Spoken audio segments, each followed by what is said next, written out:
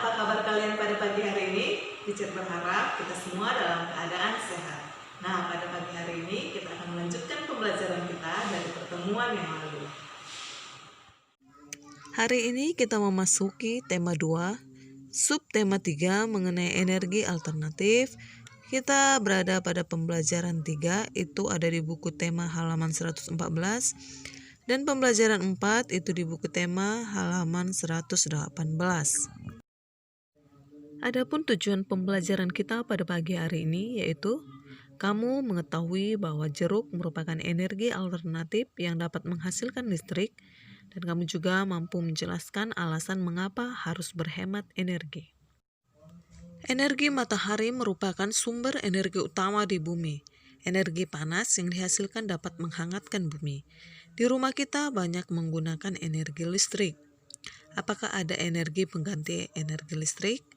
Ternyata selain bermanfaat untuk dikonsumsi, jeruk, apel, dan kentang dapat digunakan sebagai energi alternatif. Jadi, energi pengganti energi listrik itu ada, yaitu energi alternatif. Di buku pakai tema 2 halaman 115, di situ kita lihat ada percobaan. Alat dan bahan yang dibutuhkan diantaranya buah apel, jeruk nipis, kentang, kabel berwarna merah dan berwarna hitam, uang logam berwarna kuning. Uang logam berwarna kuning di sini berfungsi sebagai kutub positif. Paku di sini berfungsi sebagai kutub negatif.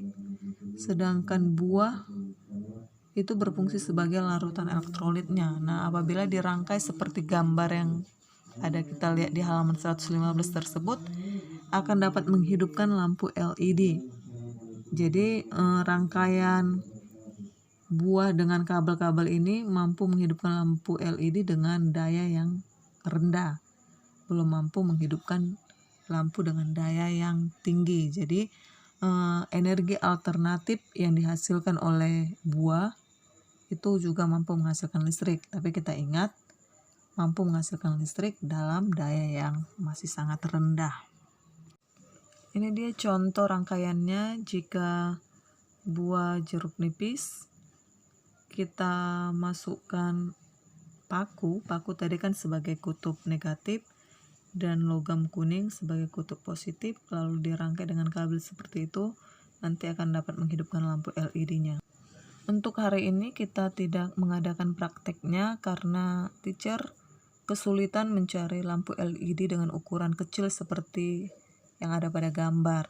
Mungkin kita akan mempraktikkannya di pertemuan berikutnya. Di pembelajaran yang lalu kamu sudah membuat poster tentang hemat energi. Nah, di paket halaman 121 ini kembali kita diingatkan untuk selalu berhemat energi. Jadi, hemat energi itu adalah kewajiban kita semua.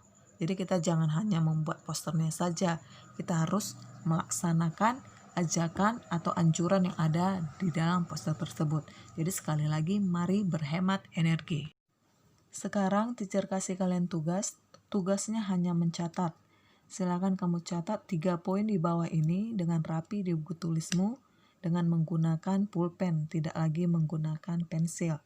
Teacher akan bacakan yang akan kamu catat nanti di buku tulismu. 1.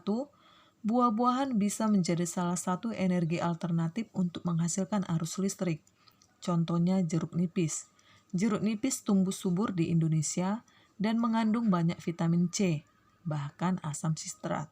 Ternyata jeruk nipis juga dapat digunakan untuk membuat baterai. Kandungan zat kimia yang ada pada jeruk nipis dapat diubah menjadi energi listrik dalam suatu rangkaian volta. Alat dan bahannya sangat sederhana, yaitu buah jeruk itu nanti sebagai cairan elektrolit, uang logam kuning sebagai kutub positif, paku sebagai kutub negatif, dan lampu LED. Poin 2-nya, kita harus hemat energi karena sumber energi yang berasal dari fosil bisa habis. Listrik yang kita pakai sehari-hari berasal dari alat yang bernama generator. Dan generator ini dihidupkan oleh bahan bakar yang berasal dari fosil. Fosil itu berasal dari sisa-sisa hewan dan tumbuh-tumbuhan yang sudah mati jutaan tahun lalu. Fosil-fosil itu diambil dari dalam bumi, dan kalau kita pakai terus-menerus bisa habis. Padahal menghasilkan energi itu diperlukan waktu jutaan tahun. Oleh sebab itu, energi alternatif sangat dibutuhkan. Poin 3, menggunakan energi listrik merupakan hak semua orang. Tetapi membiasakan hidup dengan hemat energi dan mengajak orang-orang di sekitar kita dan juga membuat masyarakat sadar untuk berhemat energi merupakan kewajiban kita semua. Hemat energi dilakukan agar sumber-sumber energi tidak cepat habis dan juga bisa digunakan oleh generasi mendatang di masa depan.